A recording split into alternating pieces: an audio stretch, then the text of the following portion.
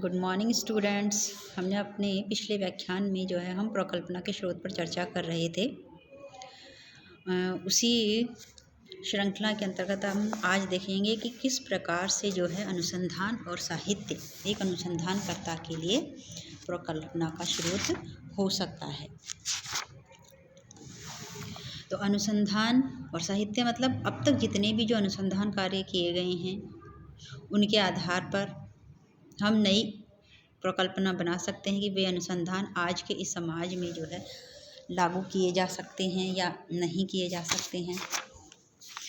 और जो नए नए साहित्य से मतलब है मैगज़ीन्स, किताबें जो हम पढ़ते हैं, जो हमारे सामने जो है अध्ययन सामग्री के रूप में उपस्थित होती है, तो उनके आधार पर हम जो है किस प्रकार से एक अनुसंधानकर्ता, एक अध्ययनकर्ता प्रकल्पनाओं का निर्माण कर सकता है।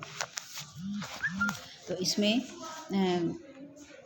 अनुसंधान में अन्य व्यक्तियों द्वारा किए गए अध्ययन आते हैं, तो उन अध्ययनों के निष्कर्षों के आधार पर उन्होंने क्या निष्कर्ष निकाले, उनके आधार पर हम जो है एक नई कल्पना बनाकर नए सिद्धांत की खोज कर सकते हैं। आज भी जो है वो पुराने अध्ययन आज भी लागू किए जा सकते हैं या नहीं किए जा सकते हैं।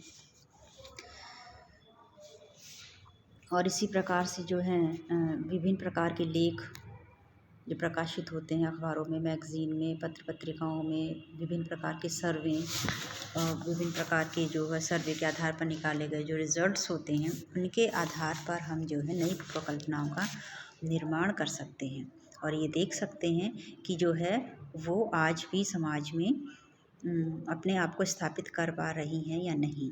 तो उनके आधार पर हम प्रकल्पनाओं का निर्माण करके उनसे संबंधित सिद्धांतों का निर्माण कर सकते हैं। तो इस प्रकार से जो है प्रकल्पनाओं के स्रोतों में हमने पढ़ा सामान्य संस्कृति, जिसमें हमने जो है 3 इसके उप बिंदु पढ़े थे, सांस्कृतिक मूल्य, लोक विश्वास और सामाजिक परिवर्तन।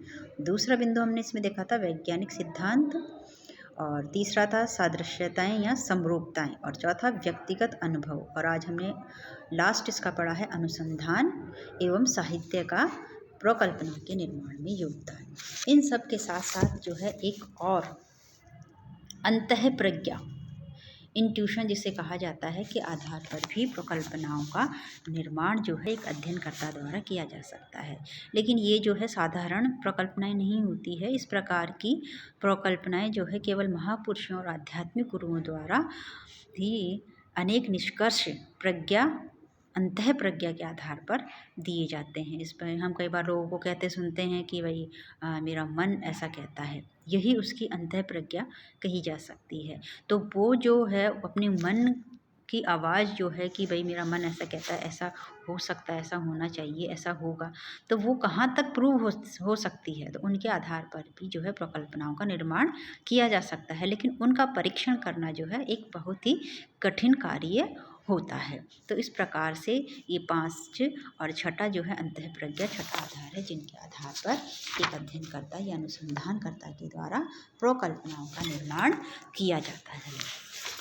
हम अपने अगले व्याख्यान में पढ़ेंगे प्रकल्पनाओं के प्रकार कि ये कितने प्रकार की प्रकल्पनाएं होती है। Thank you.